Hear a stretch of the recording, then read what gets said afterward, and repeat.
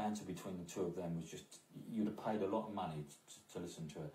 And I can honestly say I've never enjoyed myself as much. Really? At a football club. Who signed you up there, mate? Graham and Walter, yeah. Graham came over when I was playing. I was struggling in France, in all fairness. I was playing with Paris Saint-Germain, and they had 3 strangers, only 2 could play. We had Safet Susic, who was a Yugoslav, who was brilliant, and Gabriel Calderon. They were both better than what I was, and both forward players. So Gerard Houllier was the coach. So he decided to use the 2 forward players all the time. And I was playing for Paris Saint-Germain's second team in the French 3rd division in front of a shepherd and his dog. No problem playing in front of Shepherd, right?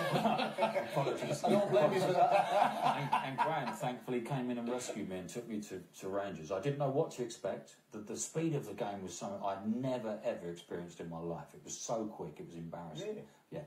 I remember saying to Walter after the first game, we beat Hearts 3-2 at Ibrox, I'll never play here, Walter, this is far too fast for me. And he said, you'll become accustomed to it. And thankfully after about 6 months I did. The speed was such, but the time I had was just, it was wonderful. Yeah. There you go, Del. He certainly enjoyed himself. We're going to take a short break. When we come back.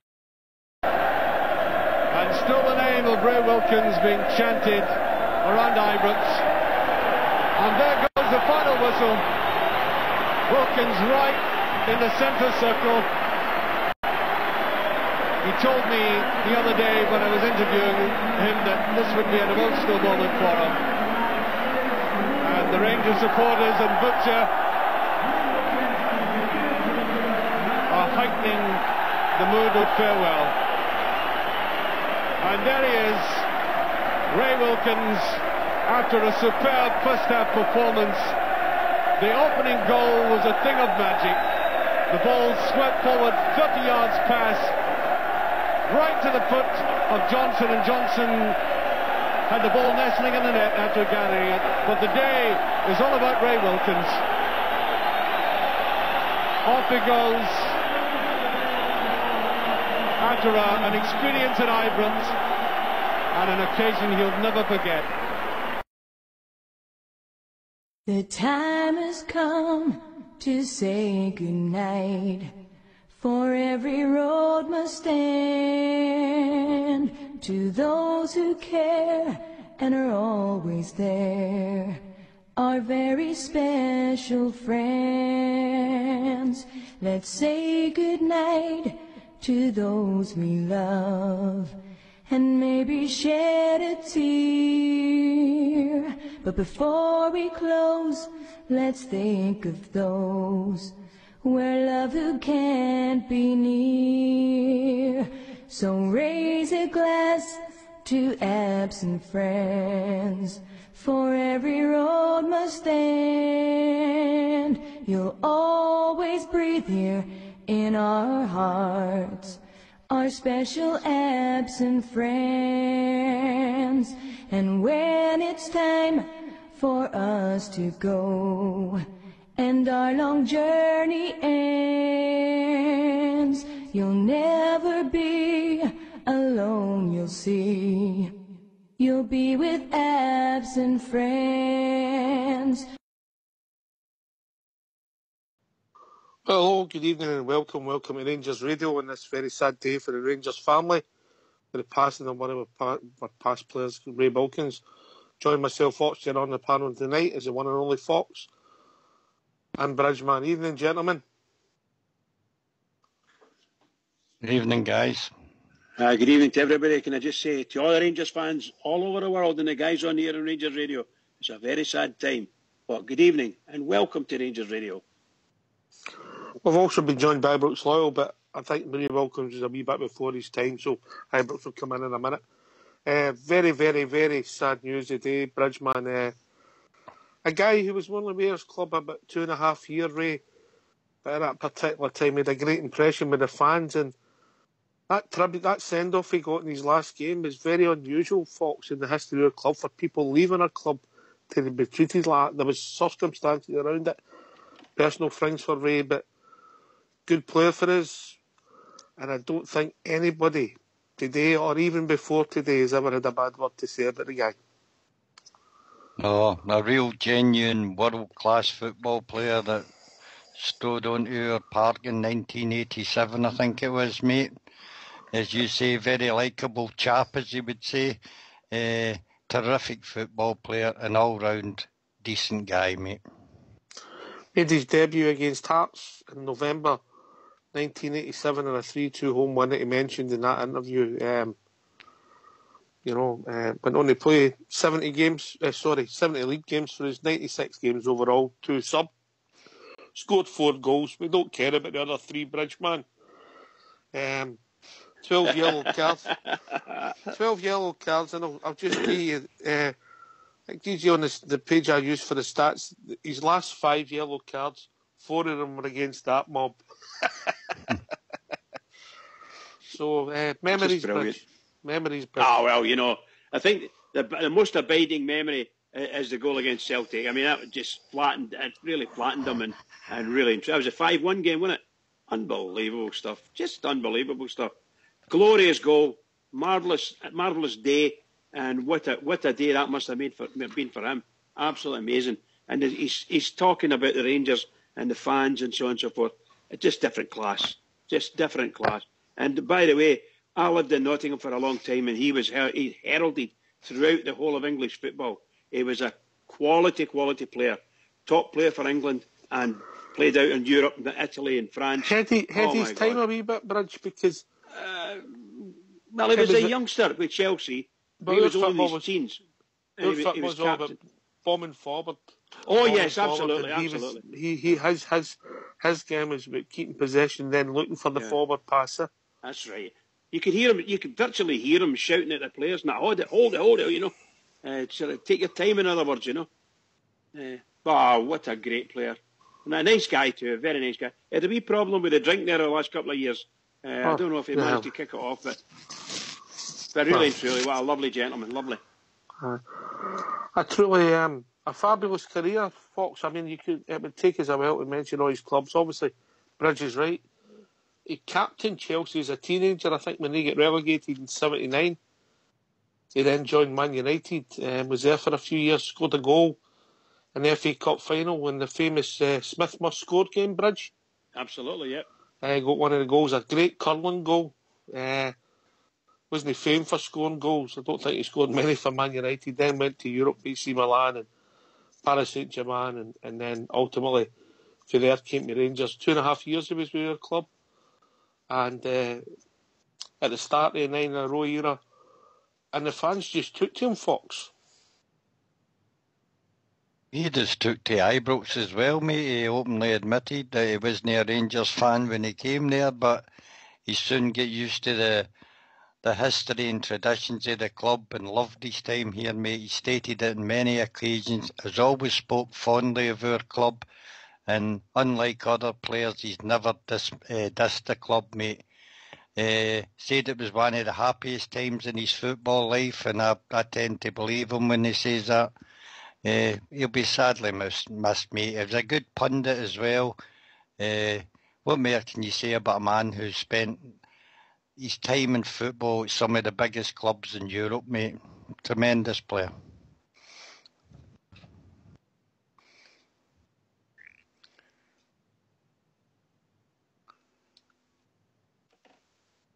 Bridge, anything else you'd like to say? I mean, I can't praise him highly enough. I had the greatest admiration for the boy.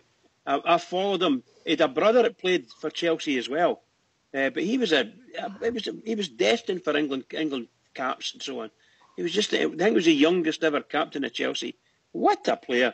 Just great, And you saw it. He blossomed and had a long career. He was in his 40s when he was still playing football. That's just great stuff. I think he was in his 40s, certainly his late 30s. Oh, great player, great, and a nice guy, a really nice guy. I just love the way he speaks about Rangers. One quote, we've had them in all schools put it in the lobby, but I had it to read it anyway. I've one regret in my career, is that I did not join Rangers a lot sooner. And through this journey we've been on, and obviously Ray's been on a different journey, and we send all our regards for Rangers Radio. In the last 6 years, he's been one of the voices that's always spoke up for the club, the fans, and our traditions, Fox. He has indeed. He's been vocal, mate. As I said, I can't say any more than I've said about him, mate. It's just a sad loss. Aye, he won silverware-wise. He won the League Cup with us.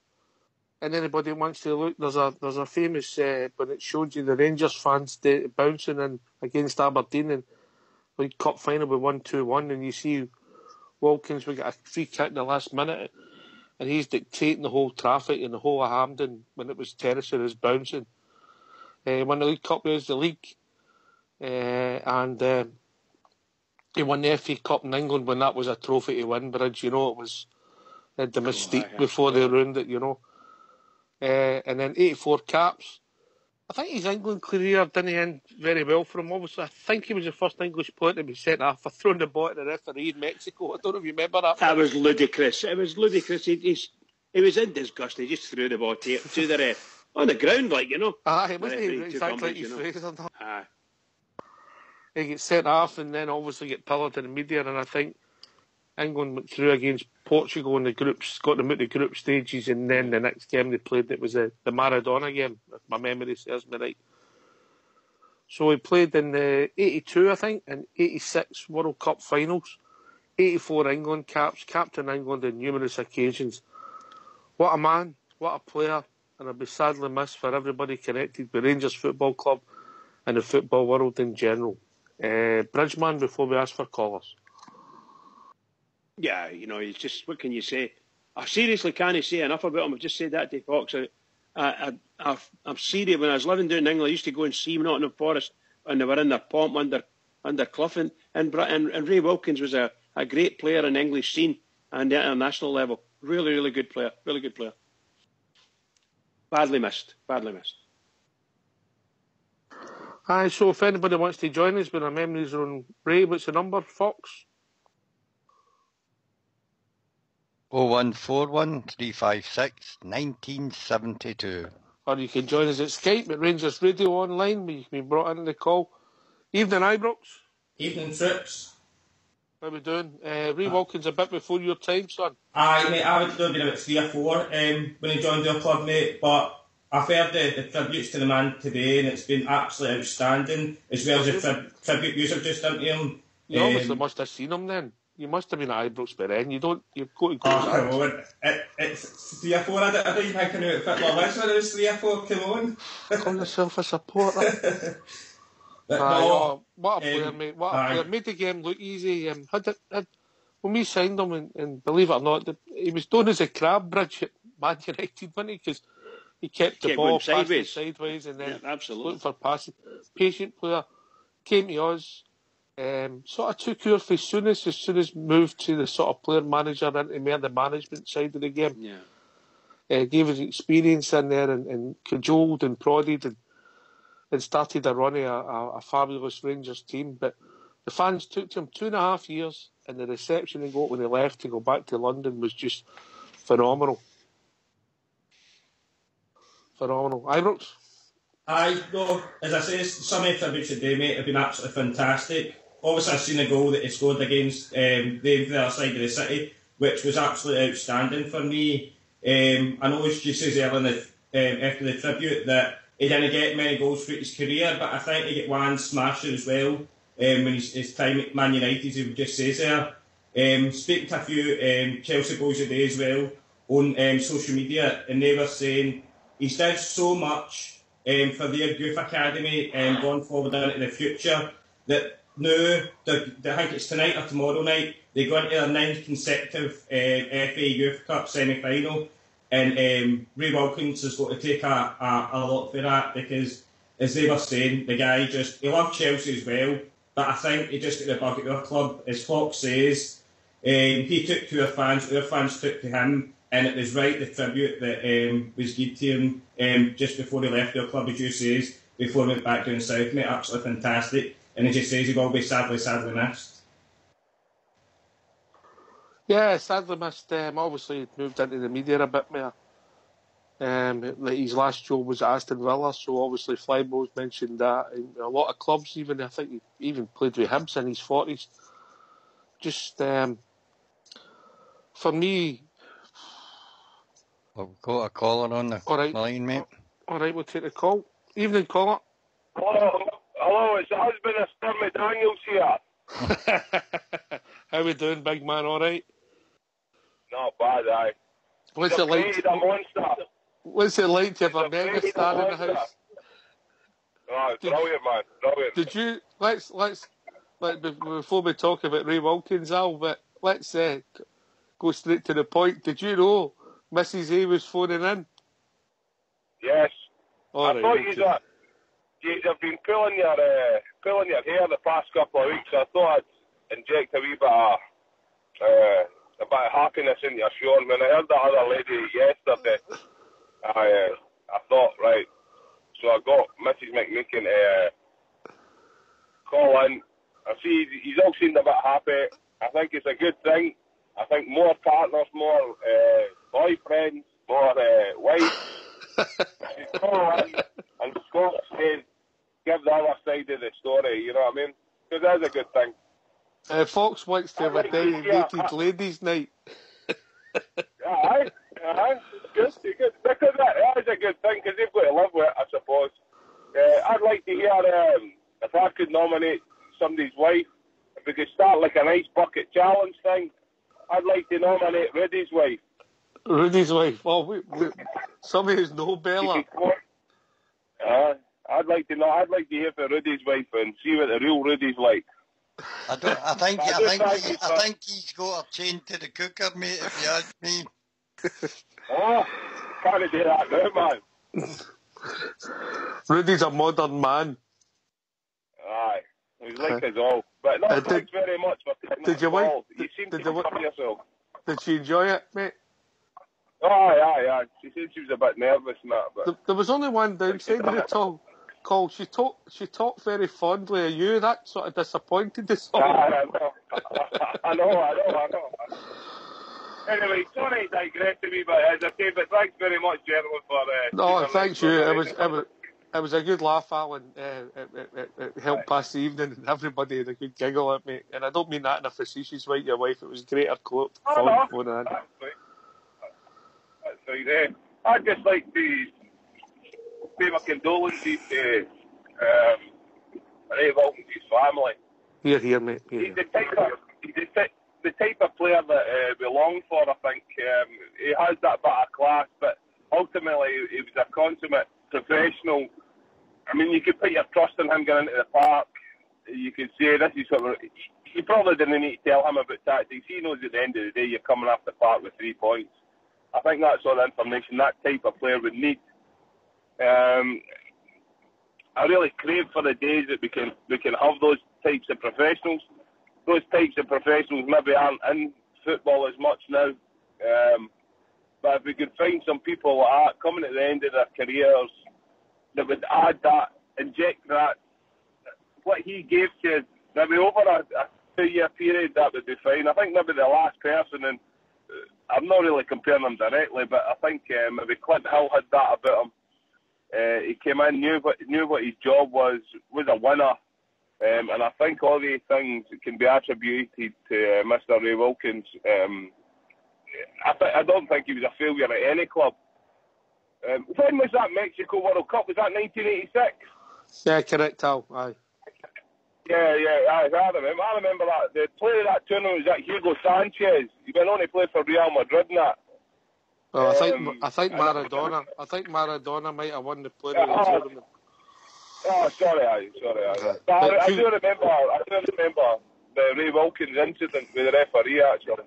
It was comedy gold. Yeah. Hugo Sanchez, the Mexicans, they done the Mexican wave, and it was new, and it was quite a good World Cup, mate. Obviously, Scotland were in it. Yeah. We scored 1 goal. But do you remember Wilkins playing for us, Al? Was that just a bit before your time, mate? I was there at the time, but I can't specifically remember him. But at that period of time, our club was the dominant force in British football, I think. I mean, to get a player like that and to have the England captain, to have the England goalkeeper, I mean, it's things that dreams are made of now, I think, for a club. But as I say, I'll reiterate again, if we could get players like that and that had that about them, our club would do far much better for them. And I will say one thing, he did speak highly of our club over the past few years and I like that about the guy. I really like that about the guy. Yeah, you did. I'll just give you the team on his debut, when he made his debut. It was Chris Woods, Scott Nisbet, which I never got, Jimmy Phillips, Graham Roberts, Ray Wilkins, Richard Gough, Derek Ferguson, Robert Fleck, Alan McCoist, Ian Durrant and Davy Cooper. So it was an English near enough back team, and the forwards were all Scottish, Bridgeman. I'm just going to go, guys. So all right, thanks again. I'm busy this morning, but thanks again. So I'll say Stormy Daniels, you were asking for her. All right, mate. All right. Cheers, mate. Take care. Cheers, mate. Bye, Stormy Daniels. Would you accept her call, Bridge? Fox, Stormy Daniels on the show? Accept MD's calls as long as they keep the language down, mate. I don't know what like Stormy is, whether she's a screamer and a swearing, you know. She's looking to get media contacts, you never know. Bridgeman, I gave that team out there. The back four was pretty much English, apart from Gough, and then the forwards were all Scottish, so the five-a-sides must have been good. That's when they had this England versus Scotland. They had a lot of banter in games against each other, you know. It was actually quite good. I quite like the English players. I love the way they do things, you know. And some of them are stone mad, you know, but they're salt of the earth, you know. Well, you like it. You lived in there. You know what they're like. Some of the guys are really nice, you know. Were you young enough to get some good football in with you, didn't you? Yeah, mate. Yeah. I played a decent level down here, mate. Yeah. That's good stuff, you know. And they really like you play. They like a wee bit, shall we say, abrasiveness of the Scots players, you know. They like that, you know. Mouth. I'm just looking for Ray Wilkins again. I just want to look and see who he played with the most. What player when he was playing for the club he played with the most. Young Loyal will be able to tell you that and give you the percentages as well. You behave yourself with percentages tonight. Teammates. There we go. Oh, Richard Gough, followed by Mark Walters. I'd have said McCoist at that time. Just showed you I'd have been wrong, you know. McCoist, he played with Richard Gough 80 times, and he played with McCoist 63 times. Yeah. You know, so Davy Cooper 24, Graham Souness 9. Look at the players that played for us. He played. There's 3 players he played with once. Yeah. Played with once, right? Yeah. All right. I'll give you his clues. Right. One was the first £1 million footballer in Britain. Wait a minute. You need to get the 3 of them. Don't come with 1, come with 3. One wasn't very good for the team photo.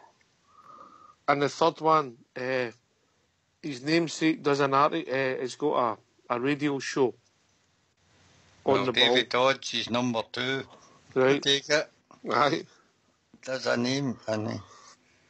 Oh, right, I need to think on that one. If I say Tom Cowan.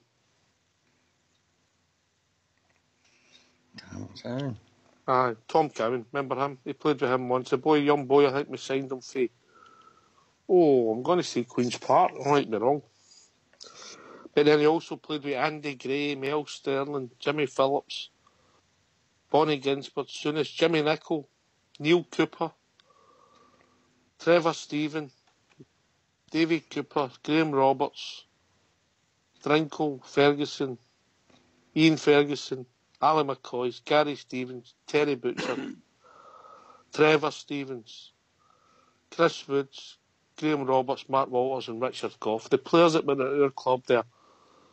But I think he was a key man in driving them on, Bridge, and teaching them how to win football matches and also to be professional off the park. Oh, yeah, he was an excellent role model for most people. And a lot of folk just held him in a very high esteem. Very high esteem. He was a lovely guy with the sound of it. And if he played with all these guys, what an experience he's had up here, you know. I don't blame him for saying the 2.5 year up here with the Rangers is the best time he's ever had because there's some real characters he's played with, real characters. And you just round them off.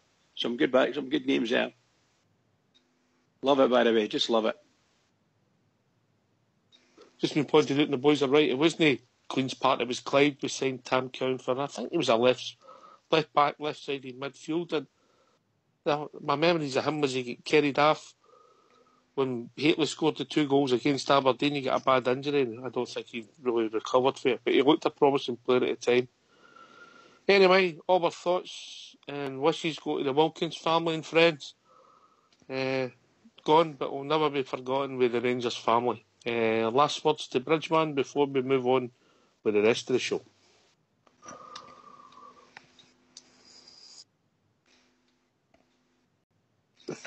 Bridge? Sorry, pal, I was on mute there. I thought you'd asked us to go on mute. I stuck it on mute. Last words to Bridgeman before we go on with the rest of the show. Okay, but now we're going to say, I just say thank you for coming to Rangers. A big thank you for coming to Rangers and lifting our club, helping to lift our club and show most of the guys you ever played with how to play football. Admittedly, a lot of it was crabbing, as they like to say, but his philosophy of holding the ball as long as you can. If you don't give it to them, they can't score type of thing.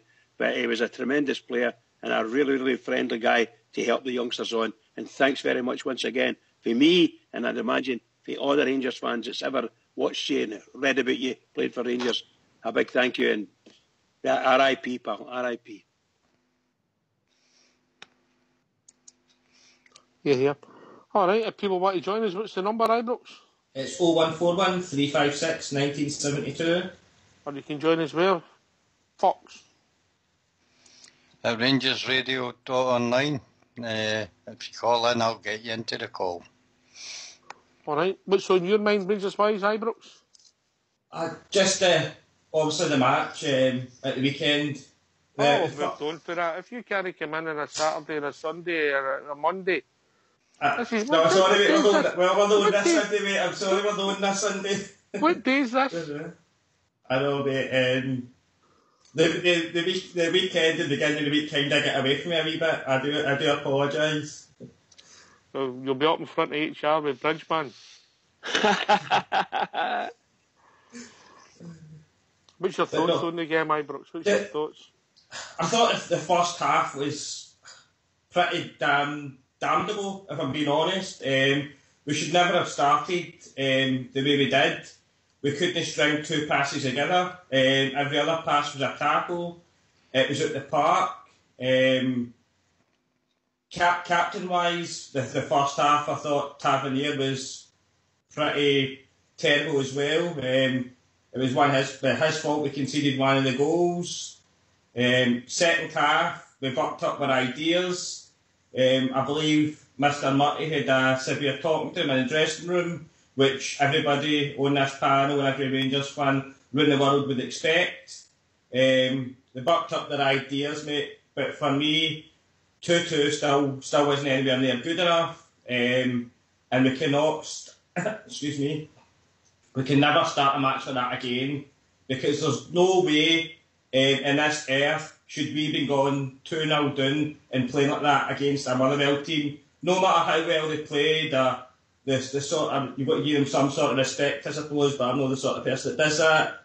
We can never start a game like that. I says before we started, well, during the pre-match show on the Saturday, that we must start at a pace for the first 20 minutes to half an hour where we dictate everything that happens on that park, get the early goal, because that's when we seem to go and build strength to strength, So, apart from that, mate, there's not much more I can say on that match, to be honest with you. Just for the record, this is Wednesday. I know. Right. Wednesday. What's on your mind, Rangers-wise? Well, that's what I want to talk about. I know it's Wednesday. All right. Mate, I'm easily confused, remember? Come on. Well, we know that. Bridge. Bridge, Yes, pal. Are we in a mini crisis here? We're club. Well, I believe we are. On the park. Yeah, I believe we are. Although I have to admit, my hopes were raised and my feelings a lot higher in the second half against Motherwell. I thought it was a really, really good recovery for the Rangers team and the club as well, and it certainly raised my spirits a bit. I've been watching Dross up to then for the last game and a half before it as well.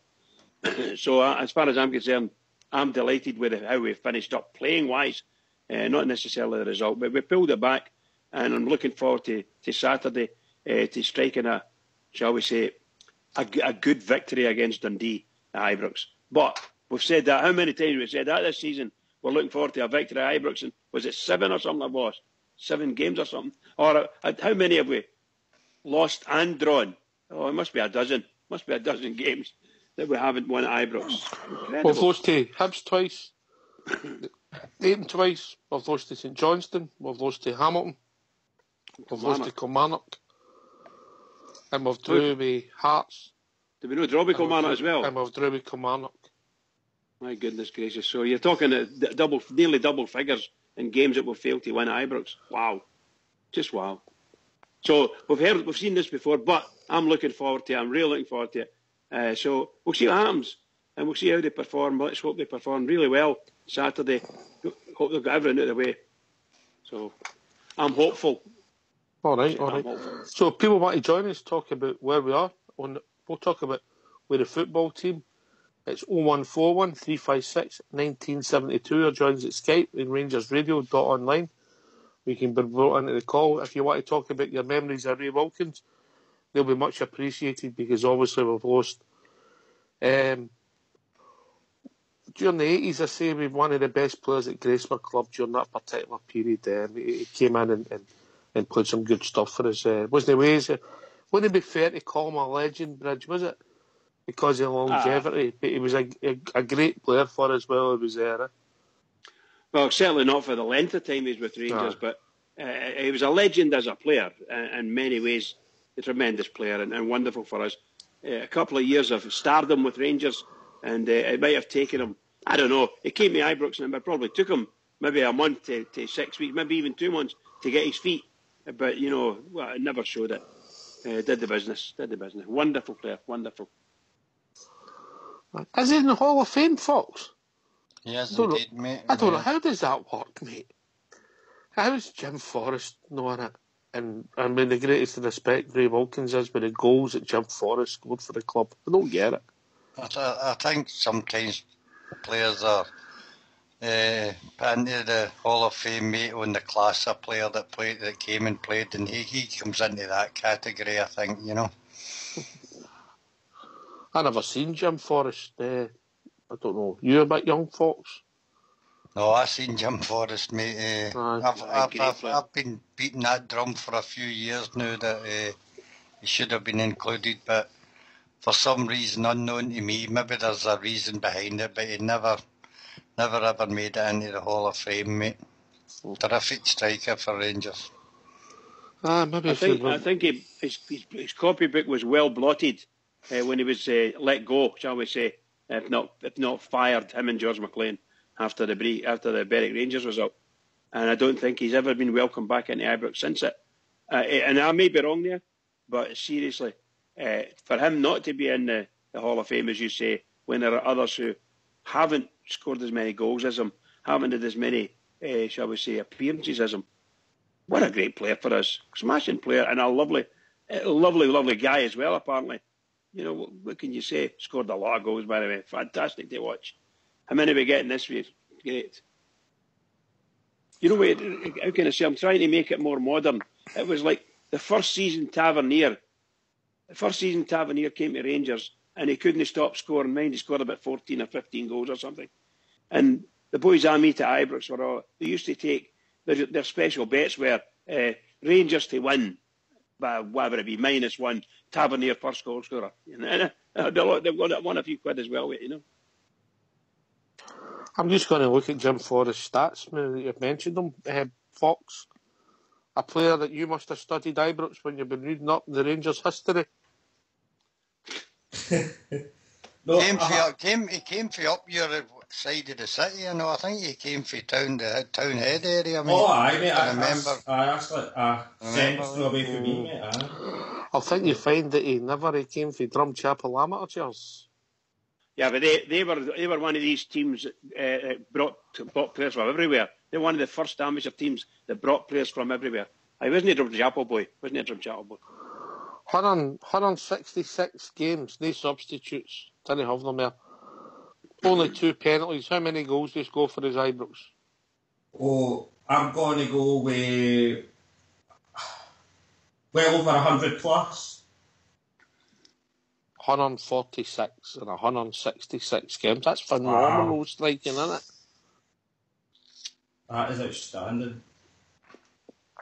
But then again, I've heard Fox talk about it many times, and I think if you remember back, Ox, when we tried to do the best ever Rangers 11, and let's be honest, I think he was in Foxes and Bridges. They obviously seen him where me and yourself didn't. We were a bit young. Well, I was even born a bit young. I wasn't even born back then, but you know what I mean. There's one wee story about him a long time ago. It was a League Cup final coming up, and we were playing Morton. And Morton at that time under Hal Stewart had a fabulous team in the first division, and they'd scored like something over 100 goals, you know. So they were going to take Rangers on. They were going to absolutely leather Rangers. My memory said I think Rangers won 3-0 or 4-0, and I think Forrest got a hat trick. So you know they talk about maybe we're going to come up against it because Rangers were playing quite well. But I think Forrest took a hat trick. Oh, what a game that was! What a great! I lost my scarf and everything that day. Fantastic stuff. Brilliant. Fox, do you want it back? I don't want it back. Can I just say Fox was 100% right? He was raised in the Townhead area of the city. Okay. So. Right. But you were right as well with your Drumchapel amateurs, mate. They were a big side, by the way. Just in case you don't know, Drumchapel Amateurs was a massive side. Right? Don't mean big and size-wise. They were a big, well-known club for an amateur club. There's others, when they started to fade, there was others took off, and maybe vice versa. Others took off similar to them. Big teams on Clydebank, for instance, Clydebank Strollers, the Toker area, things like that. They all took over. Did you not play with them, Oxford? Only briefly, but... Aye. But they became a big name, you know. They became a big name in football in the west of Scotland. But Drumchapel Amateurs are the team. I think there was another one as well, mate, certainly back in my days, that were probably the same sort of level as like Postal YM and teams like that. No, Postal YM. Oh, Postal YM were huge, aye. They're a big catchment area, you know. Mm-hmm. Played against them a few times. So did Drumchapel. The boys wouldn't go. I'm not going up there, no. No, didn't go to Oxford, I'm not kidding. I'm not going up there, oh no. Because you know yourself, you get any fights at football and there's a lot of people went to see Postal YM, I can assure you. You could have a few hundred standing around the park at amateur games then, Bridget. Oh, absolutely, yeah, absolutely. You know, people were walking down the road and say, oh, there's a game on. I've done it myself. Well, let's go and stand there and watch it, you know. And then you start talking to people and away you go. And people join in, you know. I think the biggest crowd that saw at one of the amateur games I was playing, it was in the, I can't say Black Watch. Up at their ground. Oh, my God, they were great. I think they just folded. Have they? I heard that. They were sponsored. Right, I don't know who was sponsoring. Maybe it was the Chancellor of the Exchequer. My God, as an amateur outfit, they were great. I played against them, Bridge, in a game. They were a really good team. They had about 4 or 5 teams, of course. You know. Milton Battlefield at the time, mate, and there must have been about 5,000 watching that, mate. Amazing. One of the, I don't know what it was. I remember we were playing, one of my pals was taking a Lenny, this guy, you know, in the wing, and a big shout came out. We were playing right next to a graveyard up in Campsie somewhere, you know. And I say next to a graveyard, next to a wall, I think there's a graveyard on that side. And the shout was, the troops were all shouting, get a hold of him and throw him out. Castlemoat Battlefield and then Brighton Battlefield. He's battled everywhere. Oh, brilliant. No, really, amateur football was really good. I thoroughly enjoyed it, you know. There's some places you went to, well, you have to remember, I don't know what it's like nowadays as young players. There's not that many football pitches, but your social life was quite territorial, you know. And when you were away across to the other side of Glasgow, for instance, if you were playing, you had to watch who you were playing against to know when to say things and know when not to, because you could start a battle and no bother at all. And you maybe end up with, I don't know, next to Pollock. I remember they were trying to chase us after the park against Pollock. We were playing against a team for Pollock, Pollock, Fleet, yeah. I played against a few teams there as well. Aye. Very territorial. You would have people playing amateur, mate, playing amateur, but there were still chances of making the grade, and guys coming down that were ex-pros and that. You had some good players playing. How football's changed. I was playing a secondary juvenile, and then they asked me to go up to the first class juvenile, which is. You better explain how that used to work, mate, because it was for a lot of people. That was just before my time, but Ibrox wouldn't have a clue what you're talking about there. The West of Scotland Juvenile League, that was like boys under 25 or something like that, just for saying sake. And then you had the first class Juvenile League, and it was juvenile football, which is just below, from an administrative perspective, or just below junior, right? Right, okay. But you used to get the junior boys for junior, much like you got the boys for junior coming for professionals down to junior teams to sort of go over their injuries and things like that, and then go back up again. And you got a lot of juniors coming back for injury, and they were playing first class juvenile. And in some cases, to maybe start again, they come down to the secondary juvenile area, which was a tough leagues. There was quite a lot of leagues, but it was very tough, very hard, But the first class juvenile were some players in there. Some great players. Wow. Incredible stuff.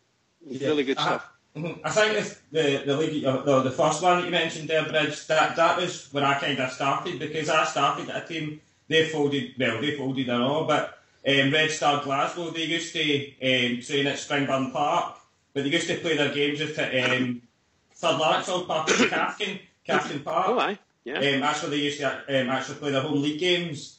But actually, because I was 15, 16, 17, while I was still at Finestaff Secondary School, and just at the early days at Thistle, where obviously I never made it for unknown reasons, shall we say.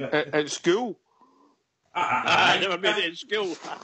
15, 16, 17. Of course, now, Loyal, just remember, the school times were all different when I was younger.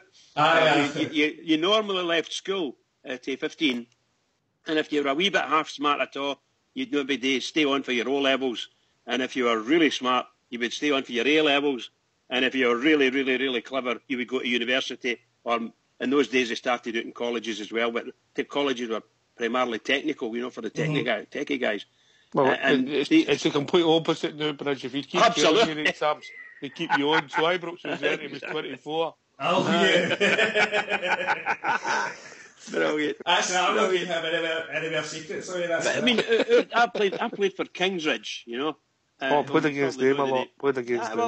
They were a good team, and they had some smashing players come out of Drumchapel, played for Kingsridge, and really good players. So they, as youngsters and playing there, but as I say, most of them left school at 15, and most of the good players. I mean, I'm not being funny when I say it. Most of them just disappeared, didn't it? You bumped into them, and they were playing for some team out, and I don't know. Over at Ibrox there or something like that, Just ended up playing for a lot of Works team then, because both had to get a job, and they ended up playing for Works teams, In fact, that's how some people got jobs, wasn't it? Well, there you go, and I did, you could move around when you were playing for the Works teams, you could move around, That was a tradition. That was a tradition. I played for Bartley Curls for one season. I think I read somewhere that their parts just disappeared, mate. Is that right? Aye, things have changed, didn't they? There was a big World Cup at Annie's Land Cross, Barron Stroud's, aye. That's all. Well, Barron Stroud's are brilliant. They're all gone. That's all Hoosies now. But Bartley Curl, I was playing for them, and they had a lovely park. Their pitch was really good, and again, you got a lot of scouts coming down to watch it, because there's a lot of apprentices playing for them, young lads, and I get there's quite a few come down to see me, but mostly I'm Polish, It'd be Indian scouts that were doing out for you. You were a bit of a cowboy, a few of them were trying to pick me up, but as I say, they were mostly in uniform. Anyway, people want to join us, and if they played against Bridge. It's 4-1-4-1. No, there'll be no many left. There'll not be many left. 1972. Mrs. Bridges phoning in at 10:05. Oh, no. Oh, no. Or you can join us at RangersRadio.online where Fox will bring you into the call. But it's good that we're laughing with Ray Wilkins if you want to talk about Ray Wilkins. Or do you think we're clubs in a crisis on the park? How do we go to this melee we're on? Or do we just win on Saturday and move on for that, Fox?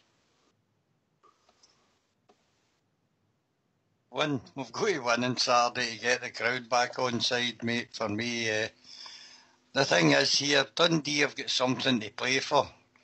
For me, anyway, they want to stay away from the relegation fight. I don't know, they were playing tonight. I don't know how that ended up. I know it was Nothing each, I believe. What, and do you think the papers will be full of what's happening to their home for them, mate? You know, I seen bits of it, mate, the first half of it, and luck went the Tim's way as per normal. Boy burst through, got to the ball before the two centre-halves, shoved in a shot, mate, cannoned off the post with Gordon beaten, mate. They carry some amount of luck, that mob. So did they. But I'll say one thing, they were brave, Dundee. They had two up front, can't remember the boy's name, but two quick, very, very quick strikers, mate, and I think that's what we'll face on Saturday as well, if they've come through the game without injury. Big long punts up to them, and the boys were really troubling the Celtic back three, mate, so our two central defenders will need to be on the ball on Saturday. Because I could see between the two boys they could score against us, you know. Fox, that's what worries me. Your two central defenders on the ball. That's what worries me, mate. That was part of the problem for Saturday. See the amount of touches they got across 18-yard boxes. Passing it across, and you're never out of danger when you're doing that bridge, yeah? No, it's criminal. And it's bordering criminality, really, the way you do it, you know. Sorry. Ibrox, obviously, you're a goalkeeper, right? Yeah. I mean, and say you get somebody in the right back position. Yeah. Where's the last place you want them to put it? Well, back in amongst the two centre backs, you want it going forward. You want it going forward. It should be back years ago. That's where it always went forward. All this newfangled stuff. Try to play it between the back four and the goalkeeper, and then the goalkeeper's got to be outstanding with the ball at his feet, and it doesn't work. It works for some teams. That's maybe a goalkeeper, like maybe a Buffon or even a De Gea, something like that, who's actually good with the ball at their feet. Like, I'm not slagging a goalkeeper but isn't always one with the best with the ball at his feet. And we're two, as I says, before we started the show on Saturday, we've got no pace and we're back two, which was worrying me as well. And I hated seeing the ball being back there, mate. I really did. You know, Fox, same question yourself. Get the ball in the right back channel. You don't pass it right across the box to the other centre half in the left back position, do you? And then they were just putting, particularly in the first half, obviously they were getting there and closing you down. Panic stations, it goes back to the goalie. He's under pressure. I just don't get it. No, especially when it goes back to the goalkeeper, as you say, and he just hoofs it up the park eventually anyway. I'm a bit like you. The goalkeeper should take control of the ball and just send it up the park, mate, right away. Because there's always a chance of a wayward pass and you let the opposition in. It's a silly tactic, that, for me. I agree with playing it out in the back if there's no attackers within reason. Your back four, mate, or the goalkeeper, you can put it left or right to start an attack. But most times in Scotland, they do try and pressurise our back two when they're on the ball. And it's a mistake waiting to happen half the time. Any thoughts, our senior centre-half? Well, we've said it last night and the night before. It really, what a loyal saying's true, although I have to say, it's not just the back two, the whole back four. From a defensive perspective, there isn't any pace. Going forward, they look quite quick and so on and so forth. And I know the wee Declan John is a wee speed merchant. when he's got the ball at his feet and he's running forward. But coming back, I think the quickest player we've got defensive-wise is Candace when he comes back. He seems to get a spurt in and do a bit of covering. But they're twin centre-halves. There's no pace at all there, is there? No pace at all. And it's really... What about a square passing when they get the ball, Bridge? I mean, I know, as I said, you were player of the season once. It's 68, 69, and I think the stats said you touched the ball 3 times, so you weren't exactly a ball player. I was one of these guys that stood there, don't pass it to me. No, but there's certain areas in the pitch when people are closing you down, and I don't get it. I don't know if you were getting frustrated with that on Saturday neither when Alves, it was getting to Alves, then it was going to close to Russell Martin. You're saying, we can win this game, get up the park. You know, in the first half again on Saturday, that you saw how dangerous it is because we were actually passing the ball back to our own players who were virtually on the goal line. You know, okay, they weren't in the goal, but they were further out, close to the 18-yard line. But to start passing back there, you're only going to go one way, which is across the goal. You end up passing across the goal. Very dangerous. That's how far we were getting pressed back. And we shouldn't be getting pressed back anywhere near our 18-yard box. We should be 25 yards out. Get up the park a bit. That's where we go. Stop there. I know the game's changed and the goalies can't pick it up, Bridge, and I think that's been maybe added to the game because it did kill the game when teams were winning. But if you're going to end up passing it back to the goalie and he hoofs it up and he's under pressure, how not do it the first time you update for the goal kick and then push your whole team 30, 40 yards up the park? Absolutely, and then it's not so hard for the midfield. Have I got it wrong, Fox, or am I just a dinosaur? Well, it's this new modern way of playing football, playing it out for the back, mate. They tend to think that if you're in control of the ball, you can start attacks easily for that. But when you look at the bottom half of our league, they're more direct, mate. And they've always managed to put our defence under pressure with long balls. And we should be able to reciprocate with that, mate. There's times to go long and it can be your advantage to play it long. Especially when you've got somebody up front like Morelos who can hold off defenders. And I think it's a tactic we don't use often enough. I agree, mate. I agree. I'm not against throwing the ball out for the back, Ibrox, but it's got to be the right time.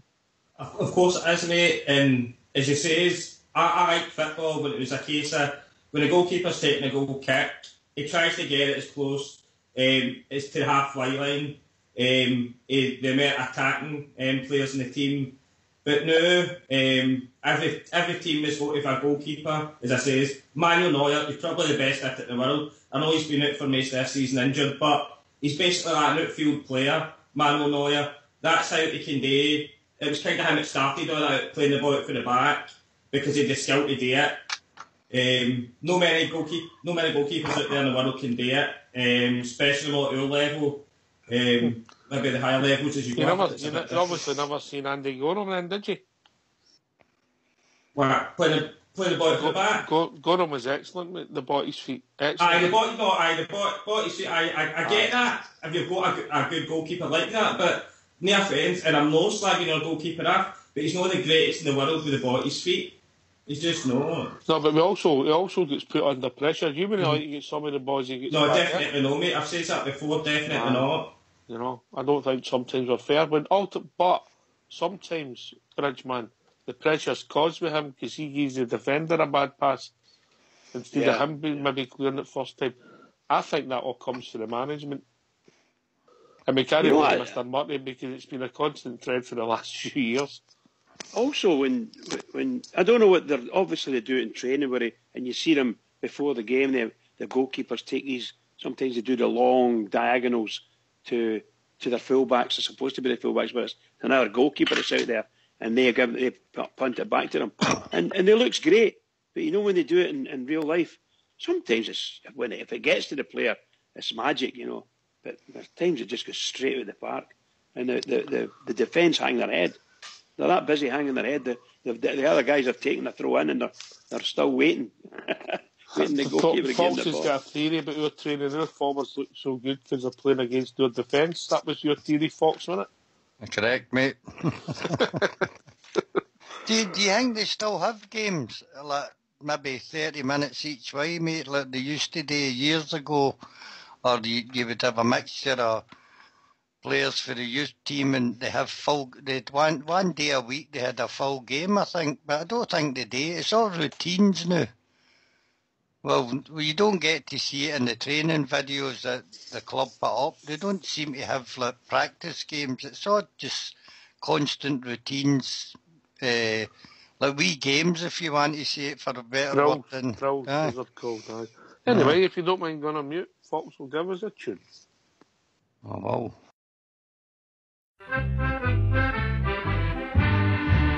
Won't you gather round me, lads, and listen to your dad? For now my life is but a dying end. But be judged before I go, I want you all to know that Ulster is the land of no surrender. From the battle of the Boyne to the carnage of the Somme, we gave our enemy something to remember. So be judged before I go, I want you all to know that Ulster is the land of no surrender. Won't you gather round me, girls, and listen if you will, and tell your children always to remember that your daddy taught you so, and granddad ought to know that Ulster is the land of no surrender. From the battle of the Boyne to the carnage of the Somme, we gave our enemy something to remember. So be judged before I go, I want you all to know that Ulster is the land of no surrender.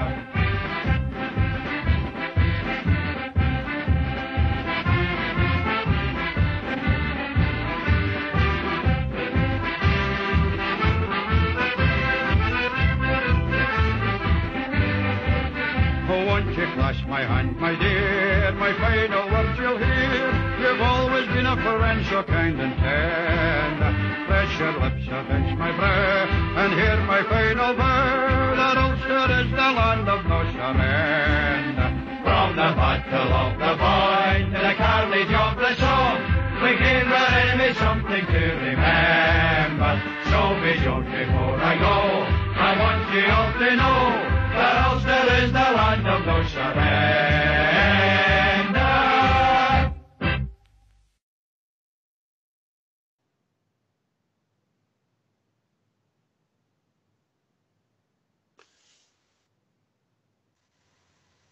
Hello, we're all back. Hello. Okay. And indeed, bud. Anybody seen Padge?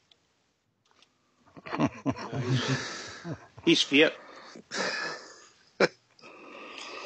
Can I bring up a wee point? On you go, mate. You carry on. I noticed today that there was a wee statement. I think I read it on Follow the day that Club 1872 and the Union Bears have been in consultation with the club, mate, about the safe standing.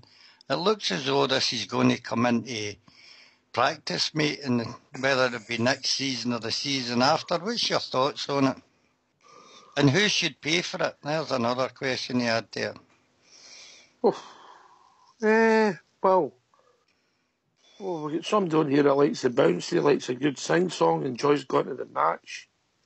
Bridgeman. I'm in favour of the safe standing, and I think that we should try and get the wee bit, the corner there, and under the big screens. My personal thought is we should put another tier in there and make it also safe standing. Take away the big screens and find better places for the screens. I think something that would fold away, or we could drop it down for the roof or something like that, But it's just that's a wee bit maybe too modern. But that's the way I think. I think those two areas there are ideal for safe standing. But we know that one of them, I think most of the guys say, one of them should be kept for the away supporters, and that includes all them to the other side of the city, and that's the corner for that. So the other side would be the safe standing. So have you got them in the Copeland Road end or at the Copeland Road end? Yeah, that's it. Yeah. Right, so So just playing devil's advocate, and so they say, well, we'll make it the Copeland Road rear, and then your seat's getting moved. How would you No. I'm talking about the wee corner bit. I'm just saying, what happens if they said it was the Copeland Road rear? Oh, they make a Copeland Road rear. That's a whole stand. I don't think they'll do a whole stand, but no. But I'm playing devil's advocate. I'm not saying they will, but I'm saying. So they say you get a letter saying, by the way, Mr. Bridgman, you're getting moved. Right. Obviously, I wouldn't. I've never thought about it, to be perfectly honest. Ox, I can't envision it. I can't envision anybody trying to do that within the Copeland Road or even the Brummy. The main stands, I can't see them doing a portion of safe standing. The corners, yes, maybe both corners or just the one. I can see them doing that. But over the other side of the main stand used to be the enclosure. They could make that part of it, safe standing. They could make that small. It's only a small area, smaller. That was the last standing area in the club. That's correct. Enclosure, yeah.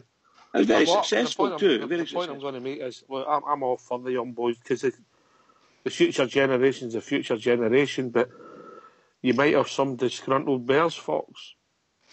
I know, mate, but you don't actually own the seat. This is the thing, do you? You rent the seat for a season, and there's supposed to be a list of, I think it's 2,300 supporters, mate, who are interested in the safe standing and would like to move to a safe standing area within the ground. Now that then puts some pressure on the board to where we're going to fit them in, mate. And I think it could be done under the Broomlawn stand, mate, where the Union Bears out. Could they not just extend it right across and make it that section of the ground, mate? It's only thoughts. It's the only place I can think of that it would probably work in.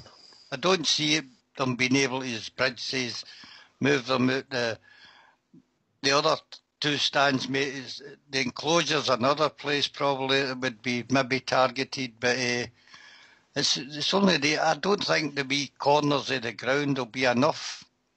And I think it's going to be 1,200 these seats, is it? 1,200? Aye, but I think if you done it in the Broomlawn, mate, in the rear, the front Broomlawn, I think it would be more than 2,000 supporters, mate, that would want to move into there, you know. And then what happens when you come to the Celtic Rangers game, is it? Well, you solve two problems at once, mate, as you put them in that wee corner. That's what you do. Then you could sell more season tickets because a lot of people can't get season tickets because it excludes the Rangers game, mate, you know.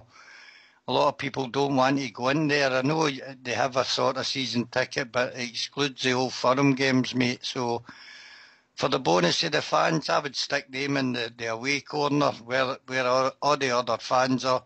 We're going to take a hit at Parkhead, but I think we need to do what our supporters want the most, mate, and if it's voted on, that would be interesting to see how the vote would go, you know. Fair comment. Oh, I mean, the young boys, bring a lot of atmosphere to the club, and they're the future of the support, mate. You know, they're the future fathers to bring their next generations along to the game. So Ibrox, you're obviously a bit younger myself and Fox. But what's your view on it? Are you for it?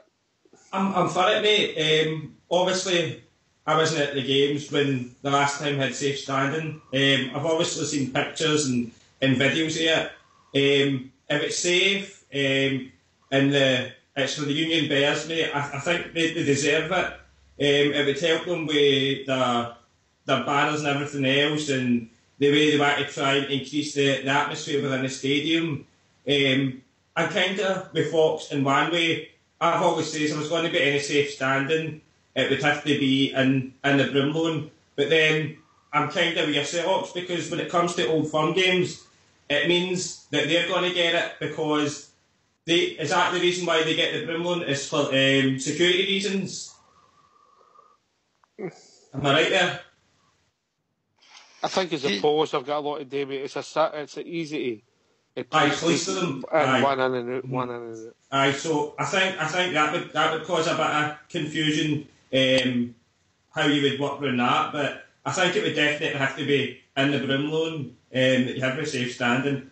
I don't know exactly where or how you got about facilitating it, but it'd be a great idea, and if the Union Bears and Club 1872 and whoever else have voted on it and they really want it and it's safe enough for them to have it, then by all means give them it, because they deserve it, because they do bring a hell of a lot of atmosphere into the stadium. So, do you think, Ox, is a wee incentive that if we did give them the Broomlow in front, mate, the people sitting there now don't get tickets for automatic tickets for this Rangers Celtic game, but if they assured them they were getting their tickets and they could move to the upper stand at the back, mate, I think that would be an incentive for them to move for their seats they're sitting in. Do you know? Do you know what I mean? I think you would. If you're going to do it, I think you want it. It should be an area that is there for every game. You know, and if you're going to trial it and you maybe try it section at a time and you're going to have to move people, would it not make sense if you could maybe start it at the enclosure side of the Copland Road and then see what and move people from south to north away as they moved it, so that they're still close to the vicinity where they've always sat, but maybe improved their seats as better seats become available, and then you do it a section at a time as it improves, or would you do it 3,000 people move at once? It's going to be. I'm for the standing for the young boys, but I think that it's going to have to be planned properly. It would depend. I would suggest it would depend on what the demand is. I would suggest right now we would never take the whole stand. Because like the Broomlow, you don't want to do that because you're going to take away the safe standing area. The people who that's where they want. That's what you want it for. So let's say you say either Union Bears and you say how many are there? Well, 1,000 or something like that. Okay, we'll give them safe standing there, and all of a sudden you're going to park them into a seat. Give them a seat somewhere when it comes to the big game against them. No, I don't think that's right.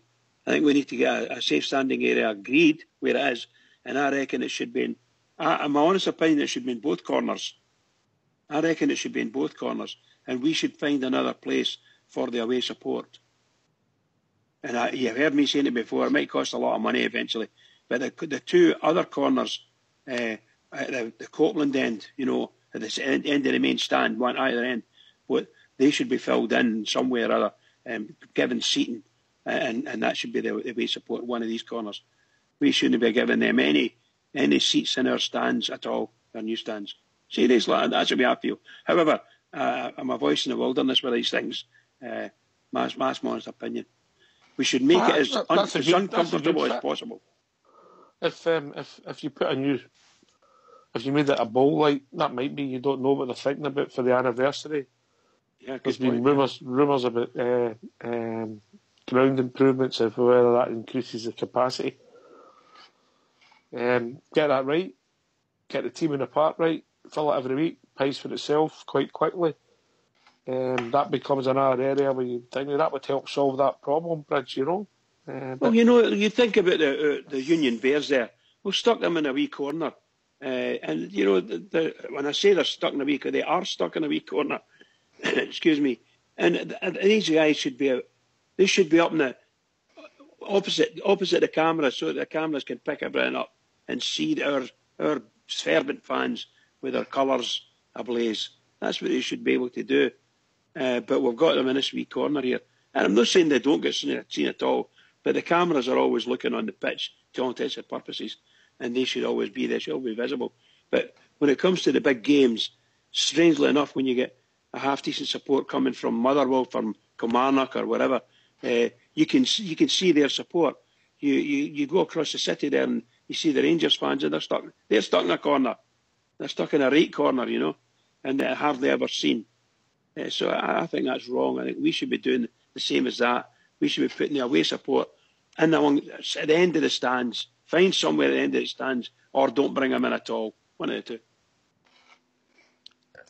I just think we've got to move forward as a club, mate, and accommodate the young people that want to do this. And I think they need to find a decent place for them. And as I say, Broomlow in front looks about, for me, the only possible place where they could make it big enough for them. As I say, and if you're killing two birds with a one stone and just making Celtic just like any other away team and putting them, they could put a plastic partition up there, mate, where nothing can be thrown into the Rangers side. No, right down the where the away stands are, mate, and block it off and give the gov in front to the young people that want to go there and enjoy themselves and make a spectacle of the game once again, mate. The Broomlow in front. The Broomlow. Aye. Well, the thing is, mate, there's a generation coming up here. I mean, because we're all old, we all remember going to games without sitting, mate, and that we all thought the atmosphere was great back then. The guys about Mount Vernon and Ibrox Loyal's age, they've never seen Ibrox like that, mate. And I think it helps with the atmosphere. I think it helps with the whole enjoyment for the younger people, mate, or else you're just going to piss them off and they'll stop coming. That's what I think. That is a fair comment, Fox. What about one half of the enclosure, mate? What is that, about 4,000? But then again, what I keep saying the Broomland for is because they're used to getting moved out their seats for Old Firm games, so... And that would be the last place that was really strong with season tickets. That would mean that they would get the standing area for the Old Firm game? No, you wouldn't. I wouldn't let them into that stand at all. Just them at corner. Corner. And as I say, I know a lot of bears would shout, "Oh, what about us? We want to go to Parkhead." You've got to think of your own fans first. And I think if they reciprocated and only gave us 1,200 tickets, so be it, mate. You know. Can I say the thing as well? Why I keep mentioning every time the situation of safe stand gets brought up, why I kept saying the Broomlow as well.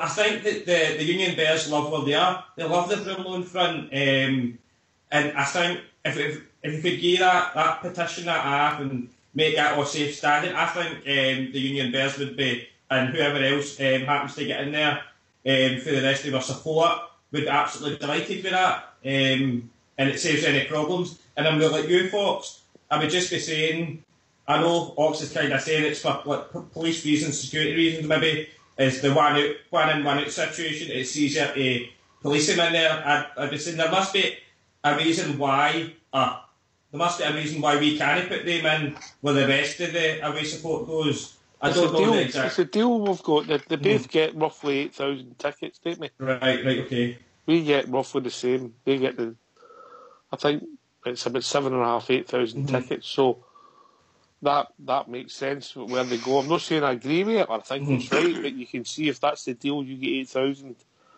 Where else would you put them in Ibrox if you weren't doing that? Yeah, I get how it winds people up. Where we've put it at Parkhead, some of the seats are actually restricted view. They're that bad. You know, the ones at the right over next to the main stand, Fox. But the thing is, it would cut a lot of costs as well, mate. You wouldn't need such a big police presence if there was only 1,200 of them visiting Ibrox. You might need more. No, mate. And they can come in into that section instead of blocking off the access to the main stand when they're playing against us. You would just make them come up through Govan, mate, and they could go in the wee access where the ticket office is and they could cordon that off. You know?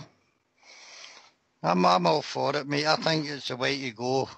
Give the young fans what they want. Seriously, forget about the Union Bears, mate, and I know you've got where you sit, but would you rather stand and lean against a proper banner and watch the game and be comfortable standing, or would you rather be seated? Mate, at my age, I'm seated, right? I've got to be fair. I like sitting down, but when you're 18 to 25, mate, you want to be part of it, and I think that's the target. The target for these young boys to come and put some life into Ibrox, mate. And the ultra scene is very big all over Europe, mate. And as long as they don't keep their bangers out the way and everything else, mate, they can do other displays, and they're very good at that, mate. You know. I want to score as well with the 34, but I still want to score and all. Well, that's let's be honest, too old to be a Union Bear now, but oh well. Bridge, isn't he? Are you Bridge? But Bridge is a legend. He's a legend. Aye, right. No, I mean, look, there's many ways that we could do it could be done, or there are many ways this can be done. But I think the very first thing you need to know is what would the demand be for safe standing areas. So if you're only talking of 1,000 seats being converted, and remember it's a safe standing spot per seat. Yeah, they still have to pay like a seat. All they're getting is a converted seat to make it safe standing. That's all. You're not going to get 20 people in it, you know. No, but it's the same amount of people as there would be seated, mate. Yeah, I'm saying that, yeah. But the only time they need to come into use is for European games. Everybody must be seated in the European games, I think, mate. So the rest of the time they're up and the young boys can have a good time, mate. Absolutely, I feel sorry for them stuck in their corner, to be honest with you. I don't think that's a very nice place for them.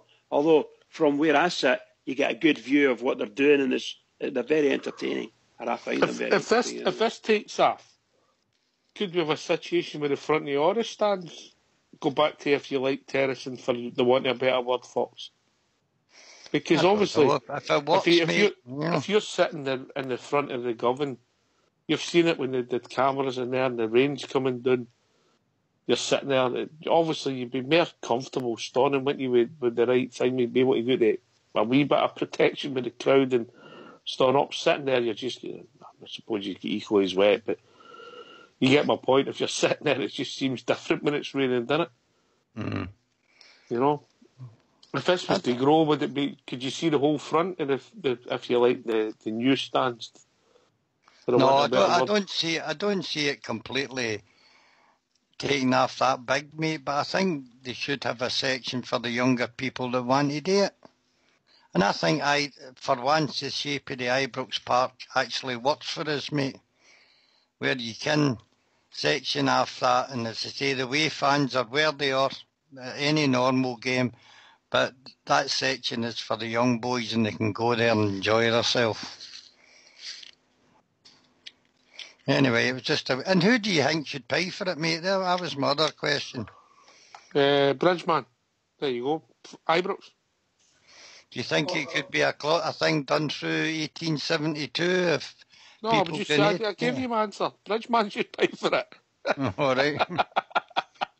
What an animal. What an animal. He asked me a question, I gave him an answer. We'll get a whip round for your millionaire friends down in Millionaire Row with the polo ponies and things like that. So they could pay for it, I'm sure. I'm doing my last few mil now. Mate, you leave me alone. I can bet. 1872 project, mate. For the fans, if that's what they want to do, but the club, what would the cost be? The concrete's there. It's many thousands. But it's not going to be millions, is it? You know. I would doubt it. You know, it's not. But the equipment alone for these seats are quite expensive per seat. So I think there's a cost analysis out there for what they did over the other side of the city. So if they could find out what that is, it'll give you an idea. But then again, I don't know how many they've got. Is it 2,000, 3,000? And is that what we want, 3,000? We just don't know, do we? So it depends how many seats are required, what the demand is. And if you're going to do it in the corners, how many seats are in the corners? 1,200, 1,200, right, something like that, mate. Something like that. Yep. So there you have two corners safe standing. Why don't you make it corner to corner in a straight line? I could just imagine the Govan stand being the front of the Govan stand being safe standing eventually. I don't think it will happen, but that's a very, very... People love that place, but they like their seat as well, you know. There wasn't that debate going on across when the Mankey mob got their standing section, mate. They just moved people. There wasn't a consultation, I don't think, with them. There was for a long time. Years. They couldn't have been... No, I'm talking about when they moved the fans that originally sat there, mate. That's all I'm saying, you know. But the fans that originally sat there are the ones that wanted the safe standing. So that, yes, there may have been some who were, shall we say, inconvenienced, but that was the Green Brigade corner, shall we say. So the Green Brigade are the ones that wanted the standing, and it's the Green Brigade that are in there. So they've been in that area, so it's quite close to where they were, most of them, and a lot of them were already there. But yeah, there are some of them would have been inconvenienced, I'm quite sure. But some of them, well, they're okay now with it. Maybe they just are very successful.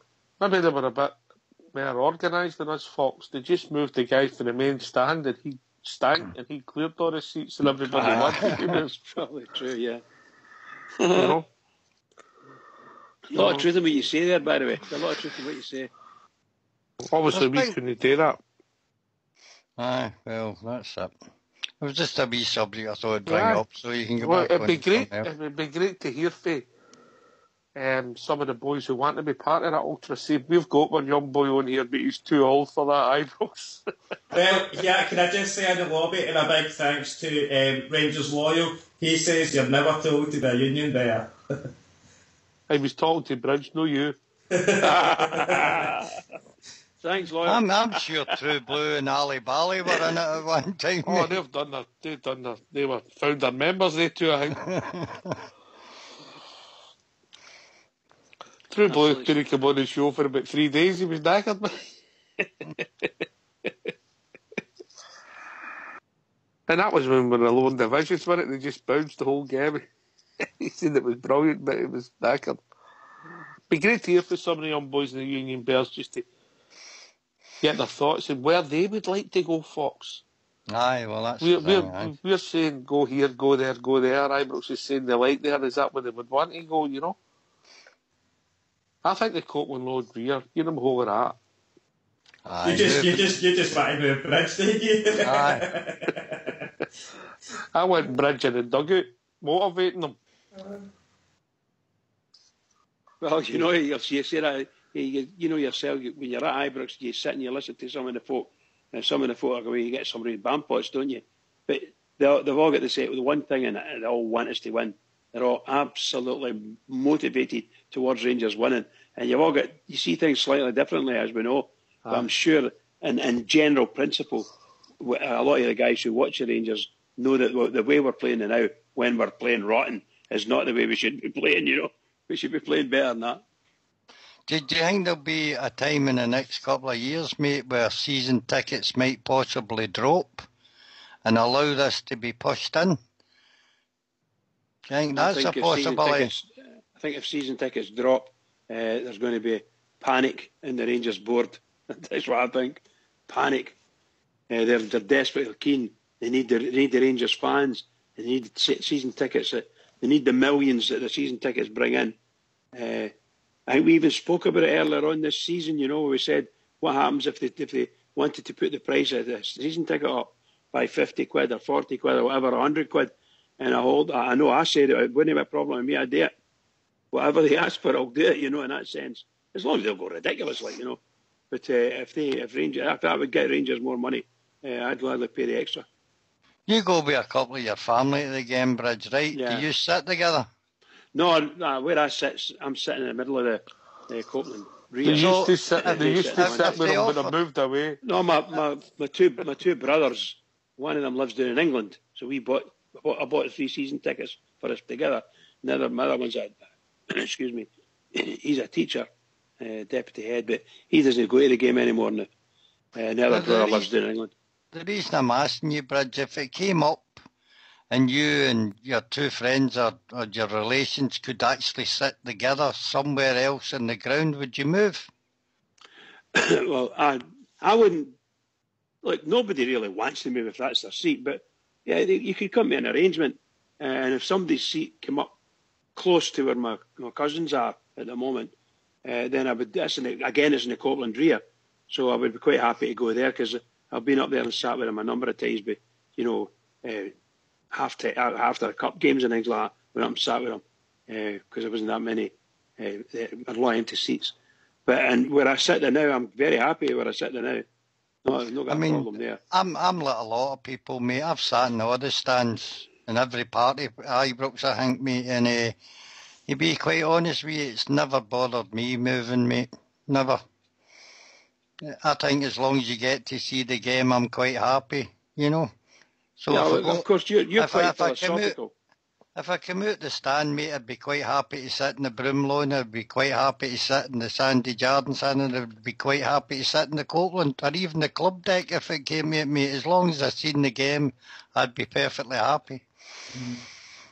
Back when I used to go to every single home game at Ibrox when I was going on abroad and things like that, our season tickets were BF5, sorry, and for the Champions League nights, the great Champions League nights that we had, we were always in the Copeland Ria. I loved it. It never ever bothered me. Don't get me wrong, I always preferred the broom lawn anywhere else, but that's just a personal preference. Strangely enough, on that one night, sorry, I like to hold Celtic end for the pre-season games. I quite like that because there was other guys that we never got a chance that were playing football, and sometimes we never got a chance to go every week. So we used to go. The Celtic end was always empty to all intents and purposes, so you could guarantee their place there. So we just used to go there and stand, and it wasn't that bad. So that's what we used to like that anyway, I've never been in the broom lawn I can remember for sitting. I've never been on there. I don't think I've done it anyway. I was in there. I mean, sometimes in Leeds game. I think the last time I sat in the Leeds game was the last time I sat in the broom lawn stand. There you go, Bridge. So sometimes I go to the game with the usual couple of boys who we all know, mate, and if one of them didn't make it, I've seen me leaving my seat in the main stand and going and sit with them, and it's a company, mate, and you like to be with people at the game that you know, and that's a thing that disappeared when the season tickets came in, and I think it's a thing a lot of people. What would happen if there was a draw, mate, for your seat in the Copeland, or even the main, the old enclosure, mate, and you either got hit or the Copeland, or they moved you about? Would it really bother you, Ox? You might be better asking Bridgeman that in a moment, because I'm not there every week. I'm there, 6, 7, 8 home games a season, maybe half a dozen, maybe. So I'm in different seats when I go. So Bridgeman. I wouldn't. I don't think I'd bother too much. Although, obviously, we need to make my mind up. Fox has intimated that it doesn't bother him having to move. I'm afraid that I'm a habitual type person, so I enjoy where I am. I go there, and I like to sit with the seat I'm in. But I dare say, if push came to shove, I'm going to start saying I've never been in the broom lawn, so I don't think I would want to go there. I have been in the sandy Jardine a couple of times in there and enjoyed that. I've been up in the club deck. I've enjoyed that. So, and I've been in the main stand and enjoyed that as well. So, all over Ibrox except the broom lawn. I've never been in the broom lawn. But I would just go and sit anywhere. But really and truly, where I sit now, I thoroughly enjoy it. Is it the people at Spingy Bridge or the seat? Because there's two factors, isn't there? Yes. Is it the seat, the view you enjoy, or is it the people? It's both. Right. Thoroughly enjoy it. Good people, good cracking about me, and never a problem ever. Aye. And you get to know the people over the years, of course, eh? Yeah, absolutely. Yeah. Aye. How did it go about when Bar 1872? Is there no tickets associated with that? these seats are right in the front of the government, aren't they? Right in the front. Aye. So who did they move to allow that to happen, Ox? They offered the people in these seats. They're more expensive, slightly more expensive season tickets, aren't they? Aye, it's a lot dearer for bar 72. I know that, mate. Aye, well, they got offered them first. That's from memory, Fox, without checking it out. But they must have moved somebody at some time then. I would have thought some people wouldn't have took it up, wouldn't they? You know, it's at the front 3 rows of the government. Aye, right, aye. In the upper stand? Aye. Yeah, it's your front 2 or front 3, yeah. Aye. I've only been in there. I've actually been in bar 72 once. I've been in a couple of times. I've been in a couple of times. Last time I was in there, I got assaulted by Bud Johnson. I know. I was just reading an interesting fact about Bud Johnson today, or not yesterday, Fox Bridge. Where was he born, Bridge? I think he was born in Glasgow, but moved Mary Hill. I think he was born in Glasgow somewhere. I can't remember where. Aye, Mary Hill, man. Can you believe it when I read it? I just thought he was born in Red Fifer. I can't know. I can still see his face. You bridge man to the Mary Hill Fleet. Brilliant. I wonder who put him up to that, Bridge, yeah? So I spit my finger in his face, and I know who you are. It was really good laugh. Aye, man. No, I get you. People don't want to move, but I always thought that the sections. I also don't. It's very unfair when the people are. And if you go to the front stands, the people are right in the first 2 rows get charged the same as the people in the back 2 rows of these stands. The view's completely different, Bridge. Yes, it is, and by the way, it's a hell of a long way up. I have to say, if you're a reluctant person going away up to the back. No, I'm talking about the guys at the front, the very front of the stand. Yeah. And the front of the stand, and the say the Copeland Road front. Yeah. The guys that are sitting in the front of that stand and the guys that are sitting in the rear of the front stand, they get charged the same money, and the view's completely different. Of course. And I'm trying to say to you, it depends on which way you look at it. If you like going right down to the bottom and standing behind the goal or whatever, and enjoy that type of thing, then that's brilliant. But a lot of folk prefer to be at the back, and when they get sent away down to the front, then they're not happy because it's a long way back up. You know, if you want to go to the toilet or anything, it feels like a million miles walking up all these stairs. You know, Hampden's a bugger for that too. Right, we'll take it back onto football then. Aye. We're now sitting in 3rd place. Where are we going to finish at the end of the season, Fred? Well, I have to say, we're where we are because that's where we deserve to be, the way we've played. I'm not blaming anybody else other than ourselves. And we know what we need to do. We need to go out and we need to win every game. But how many times we say this? We've been saying it every other week. We need to win our next game. So we're at Ibrox, we're against Dundee. If we don't beat Dundee, what's the point? These are the questions you're going to ask yourself. What's the point of Rangers? What is it they're doing? As we stand at the moment, we know what Rangers are, right? But what's the point of having this team and doing things with this team when they come out and they do the same things? So if they play crap against Dundee and we don't get 3 points with it, what a waste.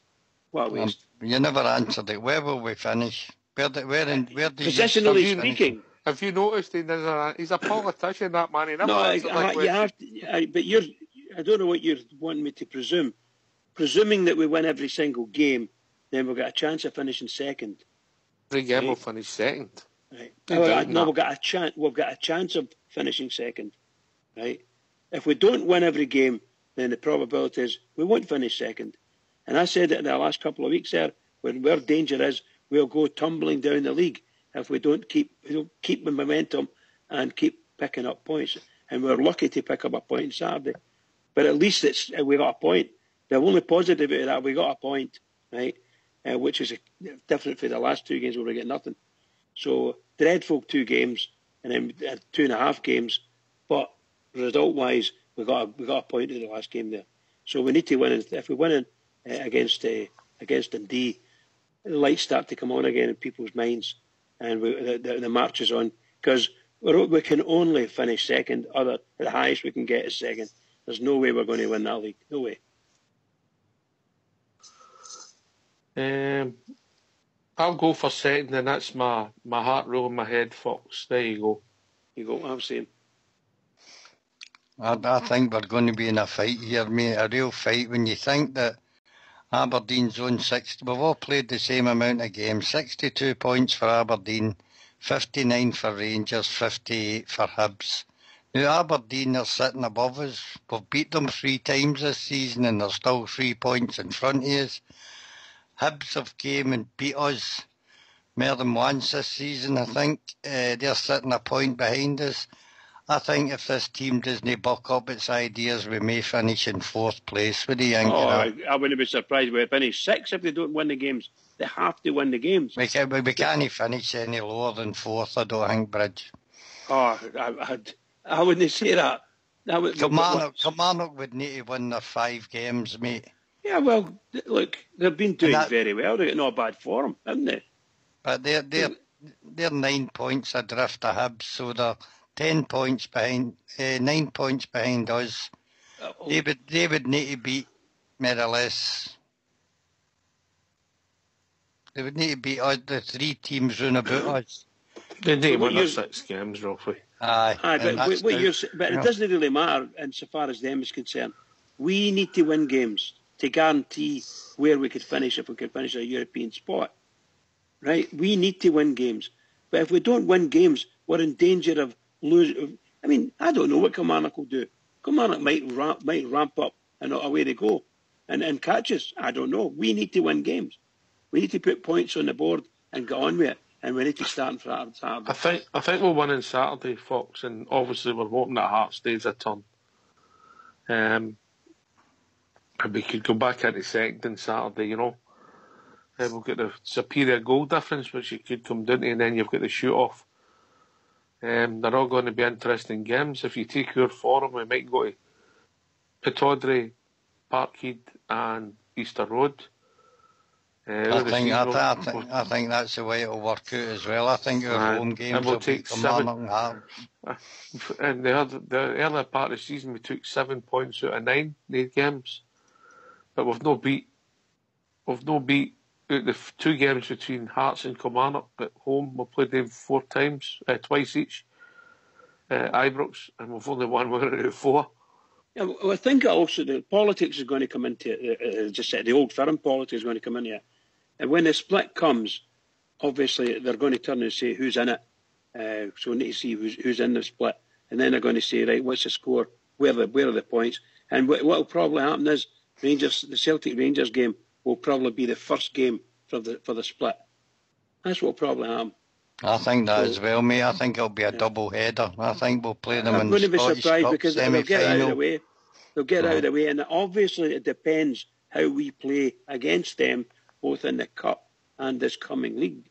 This league game now, the Cup semi-final, and then if we do play Celtic, if we don't beat Celtic in one of those 2 games, our chin will be on the ground. You know what I mean? Our big danger is if we play Celtic away in the first game after the split, mate, the league could be finished and Celtic could then basically put out scratch squads against Aberdeen and Hibs, mate. Absolutely, and it doesn't matter to them. That's how I honestly think that we've got a bad chance of finishing 4th here, you know. The only saving grace is that they probably want to avoid a double header against Celtic. They'll probably want to avoid that. So you might find that this is the second game. But it wouldn't surprise me if it's as early as possible rather than as late as possible, just in case, you know. Hi, Brooks, you any thoughts? Yeah, I think we'll finish second. As you say, we've got the superior goal difference, Aberdeen, mate, so that's as good as a point. I think, as you say, we'll be away to Aberdeen from the split. As I say, we'll beat them every game we've played them. I know our recent form hasn't been any great scratch, but it's going to improve. It has to improve. They players have to get into their own psyches that we need to up our game here. We're coming into this very important closing part of the season. It's a semi-final of the Cup as well as a split, and I think that'll be enough. It should be enough to motivate them because they're very experienced players. They're no daft young boys, and I think we'll see it. We will finish second in the league because, as I say, that goal difference is as good as a point. So, and I believe we will beat them up at Pittodrie as well. I know we have to win their other games as well, but the way we've been playing against Aberdeen this season, if form goes the way it has been in the matches, then our goal difference will only improve and points will only improve against them. So here we go. First game at Parkhead, last game at Pittodrie. There's my prediction, Fox. Oh, you're predicting that? To keep it alive, mate. Is that to keep the battle on for second? Aye. You think that's the way it'll work out? Aye. I'm having a pop there. Did we not predict this at the start? This split could be a farce. We said if Kilmarnock sneaked in there, it could end up a mess. We said it right at the start of the season. Aye, that's the way it's worked out, mate. You know, I've never thought it's a good idea. I don't know what the rest of the panel, the split. I just don't see what it gains for the league. Bridgeman? Well, the league itself, the league should take care of itself. My difficulty with all of this is the politics that surround it, i.e. where are Celtic going to finish, how many points are they going to finish above, and when will they win the league? And it's that will basically they'll do their analysis on that, and that will trigger when the Celtic Rangers match will take place as part of the split. That's where they'll work it out, and they're for different reasons. And then they'll turn in and say, well, the clamour for Rangers to go away to grounds, not because it's a home game, but it gives them to get money, they want because it's a home game and they get the full whack, and it's a televised games and things like that. They're all wanting Rangers at their ground for that.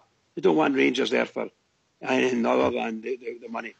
So I think they're going to have a fight in their hands, the authorities, to see who's going to, shall we say, visit Ibrox. And I wouldn't be surprised if it's number 5 and 6 in the league that comes to Ibrox.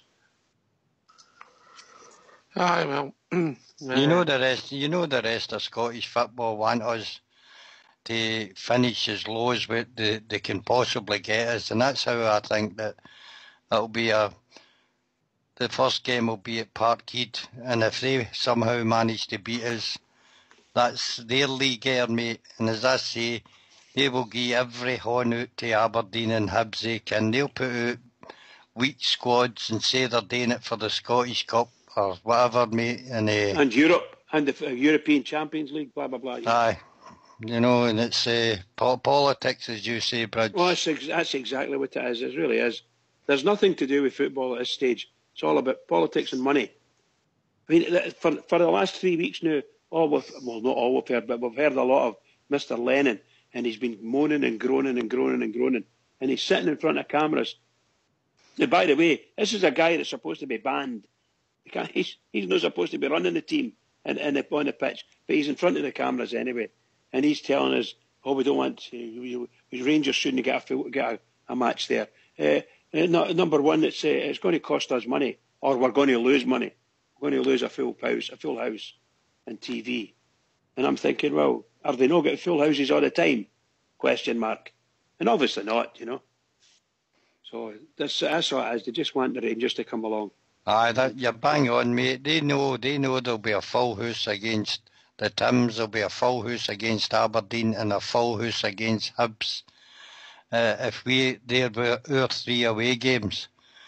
So that's how I think that we'll get Hearts and Kilmarnock as well, mate. I actually think what Oxley is saying is probably getting closer to the truth. Aberdeen will probably be the last game the season, and if it's Hibs away, you might find that's the second last game. You know what I mean? Aye. So and Celtic will be in the first 3, within the first 3, not necessarily the first. I think they'll try and gauge it and give Celtic the weaker of the teams in order for them to win the league, because I don't think they'll want to win the league against us. Not that Celtic won't want to win the league, but I don't think the league would want them to win the league against us. You know, I think that's something like that, you know. So take away the heat, you know. It's all rubbish, you know. It's just utter rubbish. Let's go and play in the tandem. Split, yes or no, Bridge? Well, I'm an 18-team league man, so it's a no for me. Right. Ibrox? Nah, I don't like a split, never have, mate. But do I know what the right way to conduct your league is? No. But I don't like a split. Fox? Well, I think this kind of helps improve that it makes exciting games to the end of the season, the way the league's sitting at the present time. Normally, if the league was won after the first game, the crowds would all drop, mate. But because there's so much to play for second place for the teams involved in it, they're going to get full houses, whether it be at Ibrox or away, or whether we're away. So it tends to look as though it works at some time, you know. It'll be great for the TV. The TV companies will be wanting it like that as well, mate, because there's nothing you look better around at for the them. other club. You look around at the attendances when they're at home, when these clubs are at home. They're not getting full houses at all. They're nowhere near full houses. No, but we guarantee full houses. Yeah, in the we away guarantee games. Aye, that's what I'm saying. Well, we can't we can only guarantee full houses for our support. Aye. Yeah. So Well, our School support Blues are taking having up their a allocation. quick poll in the lobby, yes or no for the split? Right. Old School We got Blue, a yes or percentage no? man in there. Yes, Ibrox Loyal's here to do the percentage, mate. Well, the votes cast, Ibrox, the votes cast, and then the percentages you voted yes and no, alright?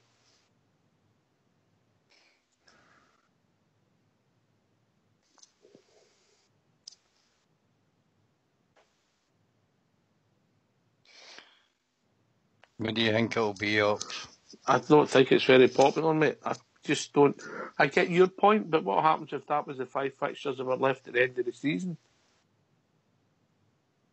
That is the 5 fixtures that's left at the end of the season, you mate. could that if you had just a normal league where you play 4 times, 3 times, or 2 times, whatever you come up with, yeah?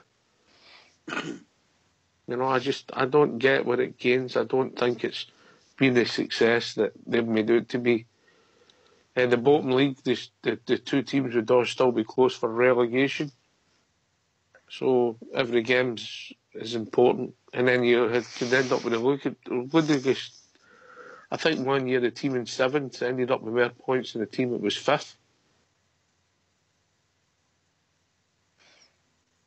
Aye, well, that makes a mockery at me, but that could still end up like that. Motherwell should dominate the bottom half of the league, mate. And I think they'll end up with more points than Hearts, to tell you the truth, even though they're 6 points behind them now. But you knew that coming into the split anyway. I'm just saying that the way it's worked out this year, probably the 6th strongest team have actually finished in the places that they're in. And it does make for exciting games to the end of the season, you know. He's taking the piss. Right, the final poll was before Oxford interrupted me. Percentages. 100% no, 100% of the people do not like it, so that is 17-0, which is 100%. Well done, Ibrox. Until you add on Oxy's 4 or 5 yeses. Oh dear. Sorry, Ibrox. That's alright. Is he messing you about, pal? No, not at all. Do you not hear him moaning in the background? As that many yeses as that takes it, doesn't it? Who do you think will be relegated? I hope it's Ross County. I've nothing against them, but the Jags have. I don't dislike the Jags, you know. I think it'll be them that goes down myself, mate. Ibrox Loyal. Unfortunately, and I hate to say this against my old teammate, but I think they'll downward spiral. Especially when they lost 4-0 to Ross County the other night, mate. I think that near enough sealed it for them, unfortunately. Got a lot of time for Big Aaron, but unfortunately I think they're down this season. Well, I would like to see Ross County go down for the reason is, but it looks as though St Mirren's coming up and it's no as far for the support to travel, is it? You know? Right, there's a new updated poll. 94.4%. Well done, mate. Thank you, old scale. Anyway, a few minutes to go. We'll start with Ibrox. I know he's a few words for Ray Wilkins while we're wrapping up the show, mate.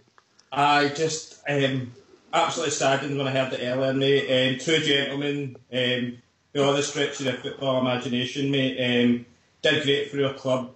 Spoke very well about us. Even when he left the club, he always stuck up for us and still wanted the best for your club. So rest well, big man, for that. And can I just say, for you guys as well, earlier on the show, an absolutely fitting tribute to the man. So well done to you guys as well. Fox. As you say, mate, he played for a lot of great clubs, and there'll be a lot of supporters all over Europe, mate, mourning his passing. That's all I'd like to say, mate. Here. Bridgeman? Yeah, I have to agree with what the guys have said on that. Very sad. I thought he was a great character, a wonderful exponent in the game of football. A pleasure to watch for any team that he played. Absolutely superb. And RIP, as I say. But to other Rangers fans all over the world, and particularly Rangers fans on here on Rangers Radio, you know, we talked about the serious point of where we are, the position we're in, and where we could end up, and where we hope to end up. And there is a big difference between the both of the things we talked about. So, to everybody, please keep it going for the Rangers. We need all your thoughts. Please keep it going. We need it. Oh, well, you give your shout out as well then. To Raymond, Colin, Wilkins, and his family and friends, MBA, I may add, MBA. Condolences for everybody here at Rangers Radio, to all your family and friends. You're gone, Ray, but you'll never be forgotten by this wonderful family and this Rangers support. This has been Rangers Radio. We'll be back tomorrow night between 9 and 11 talking about all things Rangers, but once again, Ray Wilkins, one of life's simply the best. Take it away, folks.